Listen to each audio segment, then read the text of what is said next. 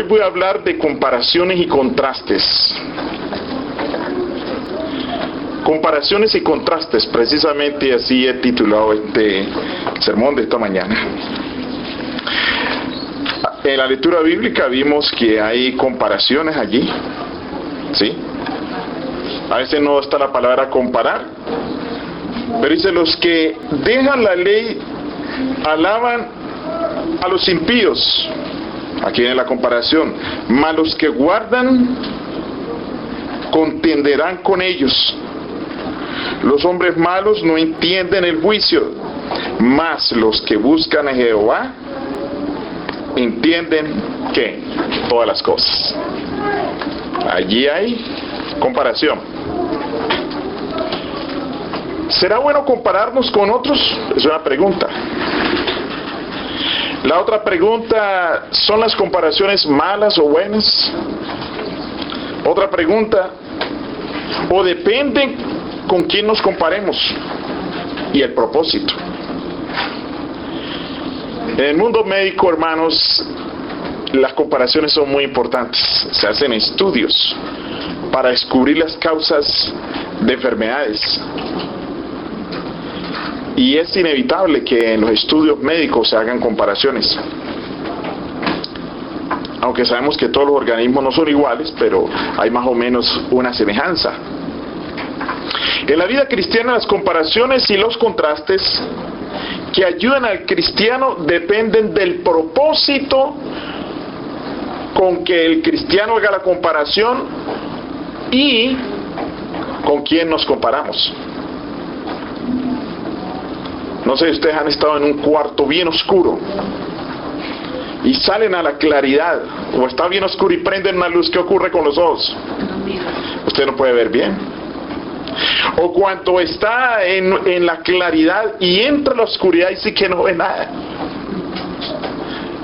Hay que esperar un rato, ¿verdad? Cuando uno ya uno empieza en la oscuridad puede ver, porque hay contrastes. Cuando yo visité por primera vez la ciudad donde más viví en mi país de origen, que es la ciudad de Cali, yo pasé por un puente sobre el río Cauca, que es el segundo río más largo de Colombia y el tercero más caudaloso. Cuando pasé por el puente que yo siempre vi un puente grande, ahora lo veía pequeñito. ¿Por qué? Porque después de que conocí el Queensboro Bridge, el Manhattan Bridge, el Brooklyn Bridge, el George Washington Bridge y el Verrazano Narrows Bridge, después de que conocí, y el Tappan Zee Bridge, que es el más largo, yo creo, del mundo. Claro, el más famoso es el Golden Gate allá en San Francisco, y la gente pues ese lo tienen tan famoso, pero vaya a ver a los puentes de por allá del norte. Nunca he medido si el Golden Gate es más grande que los otros, no, pero el hecho es que el Tappan Zee Bridge, no sé si el hermano Mejía conoce el Tappan Zee Bridge. Sí, está más al norte, está yendo hacia Middletown y Newport. Es bien largo ese puente. No es tan alto, pero es larguísimo. Pero cuando yo conocí esos puentes, y en mi vida el puente más grande que había visto era el puente del Paso del Comercio, así le llaman, y el puente Valencia. Yo veía esos puentes allá y me parecían grandes, pero ahora después de que vine y vi esos puentes en Nueva York y regresé, los vi pequeñitos. Y ahí se les sucede a mucha gente cuando hace una comparación, cuando conoce algo más grande que otro. Comparaciones. A veces hasta los niños desde pequeño comparan. Un amigo estaba triste porque su niña llegó a la escuela y la vio toda triste y le dijo: mijita, ¿qué te pasa? Le dijo: papi, es que yo soy fea. ¿Cómo así, mijita, que eres fea? No, tú no eres fea. Sí, es porque casi todas mis amiguitas son rubias de ojos azules y yo no los tengo azules. Yo no soy rubia. Porque el ser humano a veces pone una comparación, pone algo que quizás sea lo que considere más hermoso. Por ejemplo, el mundo tecnológicamente se desarrolló principalmente en el hemisferio norte, en Europa occidental y Estados Unidos, especialmente aquí en Estados Unidos, donde aparecieron la mayoría de los inventos que el mundo tiene que agradecer, aunque no agradece, ¿no? que nadie le agradece a Estados Unidos ni por el internet, ni por las computadoras, ni por los aviones, ni por... Lo único avanzado que nos inventó aquí yo creo que fue la rueda, pero la electricidad, la telefonía. Pero se desarrolló más en el norte. Por lo tanto, en la cultura industrial de desarrollo y de comercio, se empezó a ver a la raza blanca, rubia, como que eso es... como que es lo más bonito, y lo que no es rubio, pues no. Ya la muchachita fue a la escuela y se sintió así. Ella había oído decir, vean un niño, ese niño tan bonito, mira, es rubio, es de ojos azules, y como ella no los tenía, la niña se sintió feíta. ¿Sí? La comparación. Muchas veces, belleza y gusto. Ustedes no se dan cuenta de todas las cosas a veces, y yo me imagino ustedes también han pasado por experiencias en que uno ve cosas tan difíciles de comprender y tan raras, o cosas que uno ni espera. Una hermana me dijo, quiso buscar conmigo consejo, se sentía muy triste porque el esposo le dijo, empezó a atormentarla, y así mira cómo estás de gorda. Así no estabas cuando nos casamos. Y decía, yo voy en la calle y veo esas mujeres con esas cinturitas, esos cuerpos, y mira cómo estás tú. A la esposa que le había dado 3 hijos. Y ella me decía, ay, no sé qué hacer, me dice que yo me molesta. Y yo como, claro, yo pues al tener 3 hijos, ¿cómo mi cuerpo no va a cambiar? Este hombre estaba comparando. Y aún estaba poniendo sus hijos donde no tenía que ponerlo, o los estaba poniendo de la manera equivocada.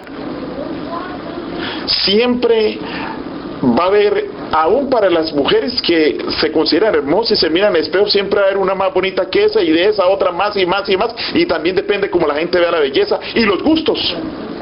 Las comparaciones. Y existen contrastes y comparaciones en la palabra de Dios.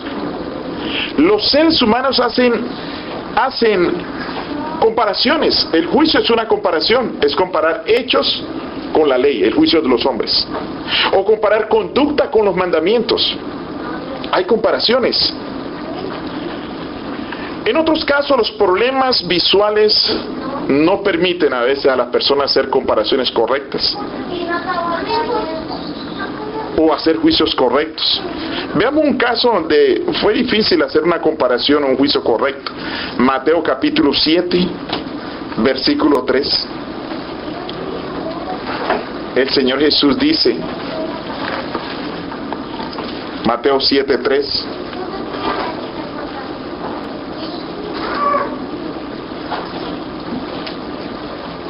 Dice, ¿y por qué miras la paja que está en el ojo de tu hermano y no echas de ver la viga que está en vuestro propio ojo? Aquí tenemos el caso de alguien que tiene dificultades,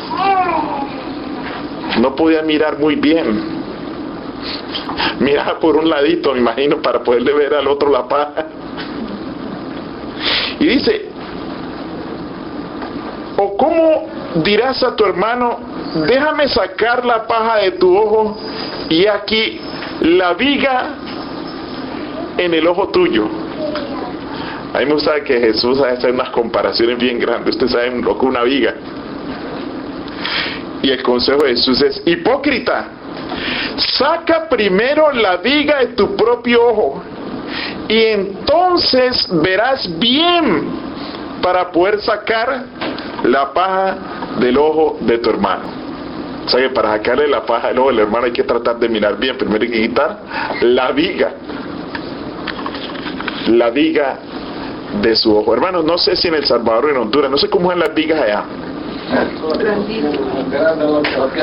pero lo que yo conozco como viga es una madera durísima, ¿no es cierto? Esa madera es como medio rosada o morada, algo así, ¿verdad? Y es lisita cuando la pelan. Y yo no sé esas vigas cuánto tiempo demoren en dañarse, pero eso es difícil que pudre una viga. ¿Ustedes se imaginan una cosa esa en el ojo? Y el hermanito con una pajita allí, el otro criticando la pajita que tiene esa viga en el ojo. Comparación. Jesús usa la comparación.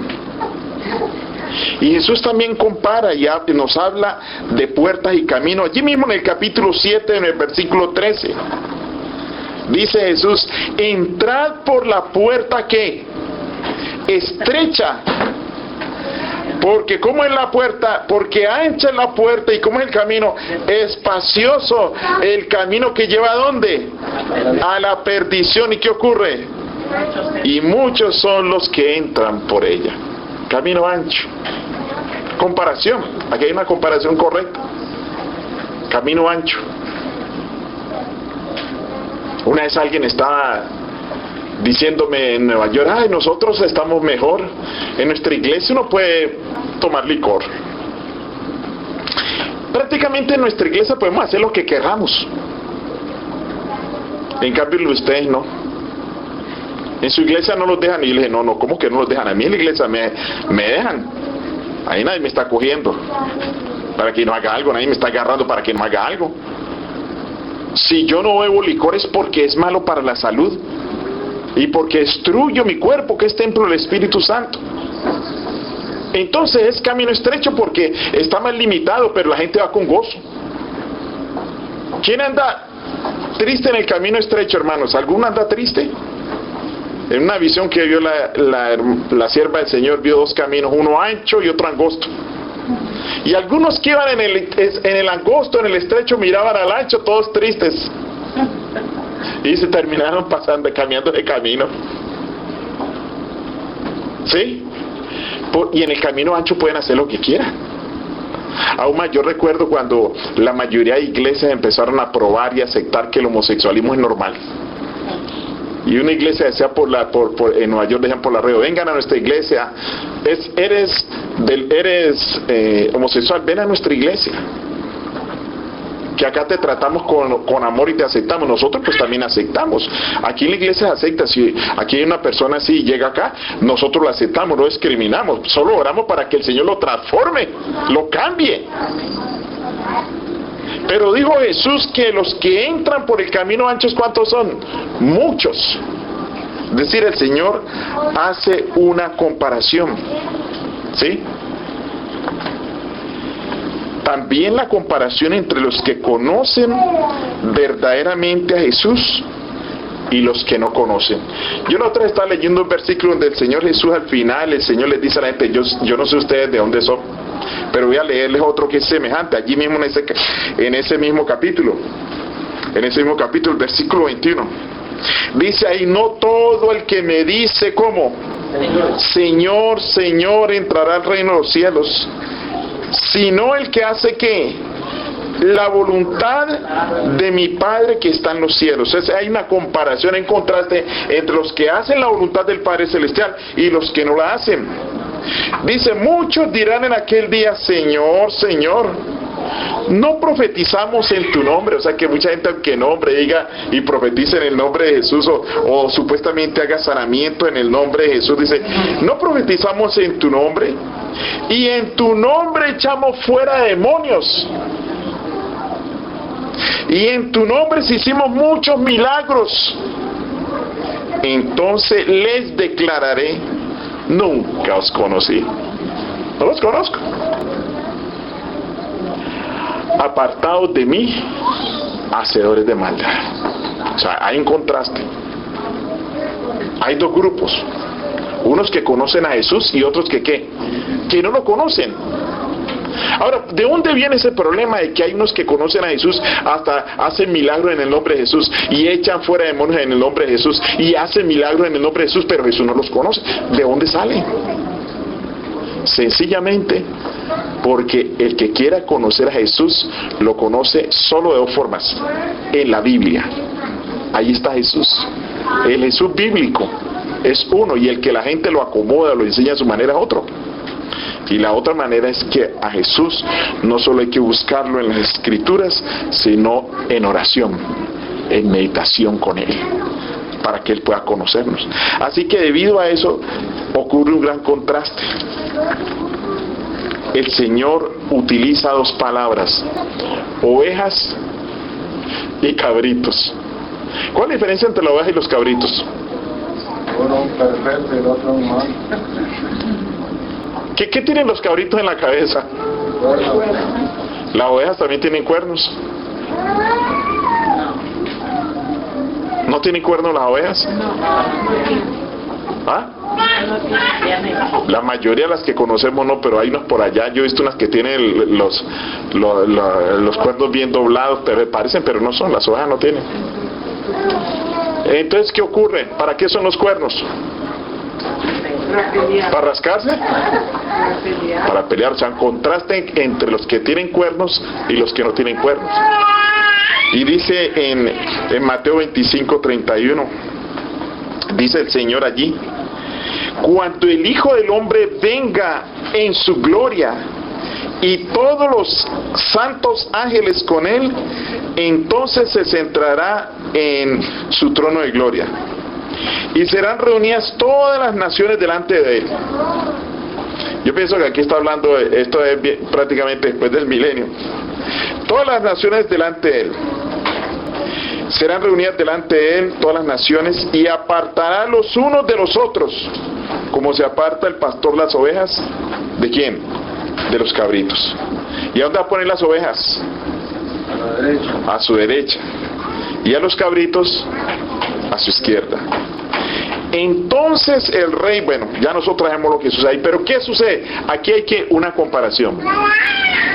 Cabritos y ovejas, y están separados, unos a la derecha y otros a la iglesia, a la izquierda, y empieza la comparación.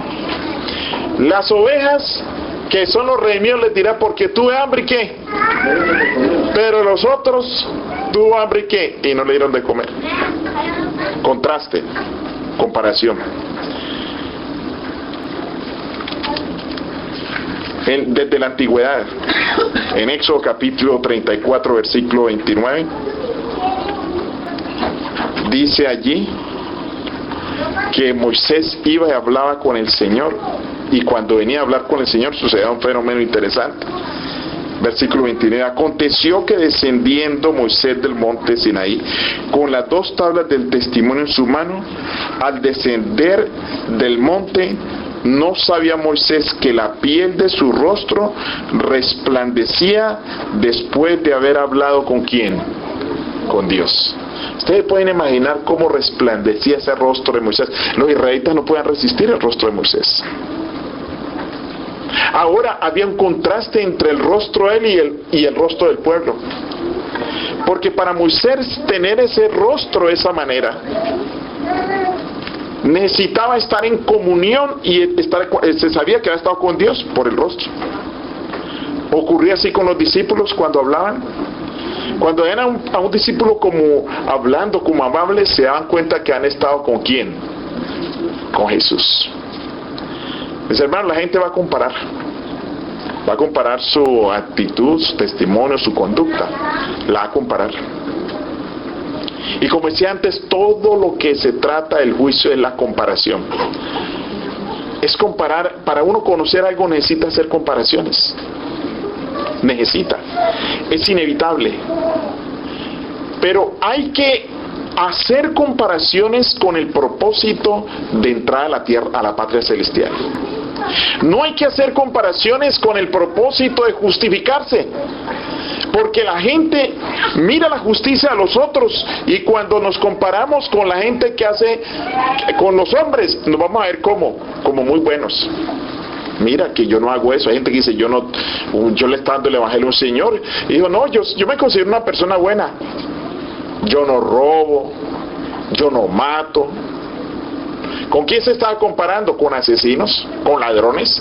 Si se comparaba con asesinos o con ladrones iba a estar bien y ya no necesitaba de Dios. Pero cuando se compara con Cristo, la persona siente que necesita cambiar, que necesita de Cristo. Por eso dice el Señor, voy a leer 2 versículos más en Isaías capítulo 45, ahí nos dice a quién nosotros debemos de mirar, con quién debemos de compararnos. Isaías capítulo 45 versículo 22 dice: mirad a mí y sed salvos todos los términos de la tierra, porque yo soy Dios y no hay más.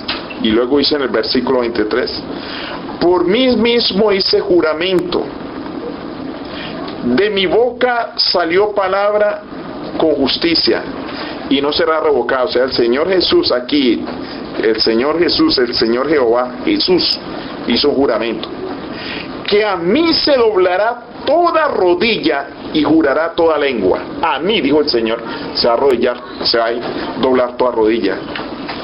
Y dice, y se dirá de mí, ciertamente en Jehová está la justicia y la fuerza. A él vendrán todos los que contra él se enardecen, y todos los contra él se enardecen serán avergonzados. En Jehová será justificada y se gloriará toda descendencia de Israel. Dice a mí. Hermanos, es en un término de una manera imaginativa. Cuando la ciudad santa descienda sobre esta tierra, aquel que pone su pie sobre el mar y sobre la tierra se ha de parar en el muro de la ciudad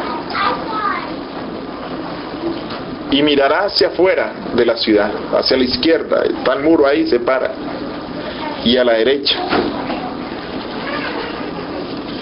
y todos los seres humanos de adentro de la ciudad se van a doblar sus rodillas ante Jesús.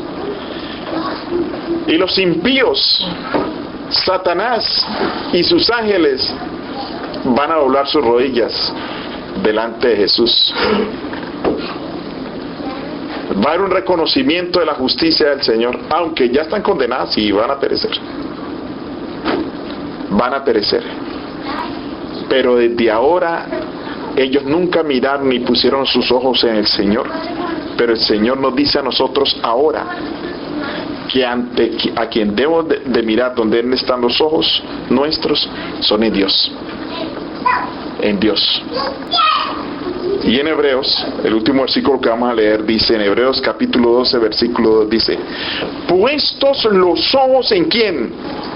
En Jesús, el autor y consumador de la fe, el cual por el gozo puesto delante de él sufrió la cruz, menospreciando el oprobio, y se sentó a la diestra del trono de Dios. Y dice aquí, considerad aquel que sufrió tal contradicción de pecadores contra él mismo, para que vuestro ánimo no se canse hasta desmayarse. O sea, ¿quieres estar animado y lleno de fe? Compárate con Jesús, mira a Jesús, mirad a Dios, puesto los ojos en Él. Nosotros debemos de considerar el carácter de Cristo y mirar las enseñanzas de Cristo y compararnos con Jesús. Si vas y te miras y te comparas con la ley de Dios y encuentras en tu ser manchas y cosas que debes de cambiar, ve a la cruz del Calvario, y en la cruz del Calvario serás examinado. Te harán un diagnóstico. Yo ando que llevé mi camioneta que le hicieran un diagnóstico, porque no sé por dónde bota el antifreeze, y el experto le puso allí una presión y no pudo descubrir. A veces no podemos encontrar el diagnóstico, o para la salud a veces no encuentra un diagnóstico correcto. Pero si quieres tener un diagnóstico preciso de tu estado espiritual, necesitas ir a la cruz del Calvario. Allí recibirás un diagnóstico. Algunas personas se hacen un encefalograma, otros se hacen un electrocardiograma, exámenes, radiografías, tomografías.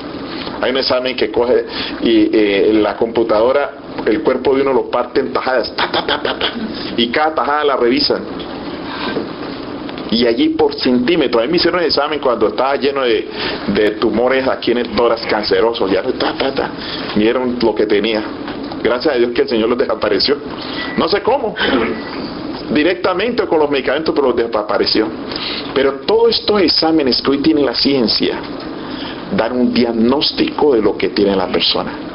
Y el diagnóstico para nuestra vida espiritual y nuestro carácter está en la cruz del Calvario. Allí podemos ir a Jesús, y al compararnos con Él vamos a encontrar cuán defectuosos estamos y cuánto arreglo necesitamos de parte del Señor. Pero si nos comparamos con otros, estamos bien, quedamos bien, yo no hay necesidad de nada. Por eso el mensaje del Señor es: miradme a mí y seréis salvos todos los confines de la tierra. Dios quiera que nosotros diariamente vivamos con Jesús, lo busquemos en oración y en meditación, vivamos con Él, y a medida que nosotros pasamos momentos con Él, otros podrán ver y saber que hemos estado con Jesús. Que Dios les bendiga.